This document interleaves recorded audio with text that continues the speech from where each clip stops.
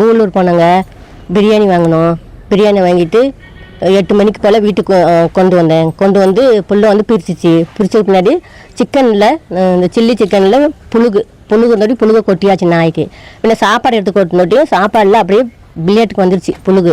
அப்போ வேணும்னா அப்படியே நாங்கள் பாக்ஸில் கொட்டி வச்சு நேற்று கொண்டு போனிட்டு அவங்க என்ன கொண்டு போகிறப்ப என்ன அப்படி கேட்டேன், என்ன பிரியாணி நல்லா இருந்துச்சா அப்படின்னு கேட்டேன். இல்லாமல் நல்ல பிரியாணி தான், சூடாக தான் இருந்துச்சு, நாங்களாம் அப்படிலாம் ஒன்றும் செய்ய மாட்டோம் அப்படின்னு. இல்லைங்க புழுகு இருக்குது சாப்பாடில் அப்படின்னு இல்லை.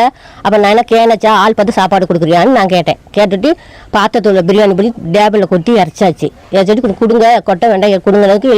எல்லாம் ஒரே சத்தம் ஒருட்டியும்.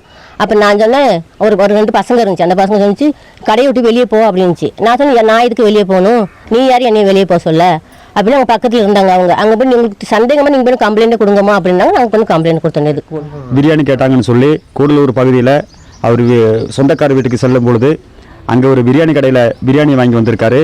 அன்றைய தினம் நைட்டு அந்த பிரியாணி ஓப்பன் பண்ணி பார்க்குறப்ப பிரியாணிக்குள்ளே வெறும் புழுவாக முண்டிக்கிட்டு இருந்துச்சு. உடனே அவங்க பதறி போயிட்டு மறுநாள் வாங்கப்பட்ட பிரியாணி கடையில் போயிட்டு இந்த மாதிரி பிரியாணியில் புழு இருக்குன்னு சொல்கிறப்ப அந்த உரிமையாளர் என்ன செய்கிறாருன்னா, உண்மையில நான் கேஸு போடுவேன், 10 லட்ச ரூபா உண்மையில அபராதம் கேஸு போடுவேன், இல்லைனா அப்படி மிரட்டும் பாணியில் மிரட்டி அந்த பிரியாணி பொட்டலத்தை வாங்கி வச்சுட்டாரு. இப்படிப்பட்ட பாவப்பட்ட ஏழை மக்களை ஏமாற்றி இன்றைக்கு பல இதே போல சம்பவங்கள் நடந்து வருகிறது.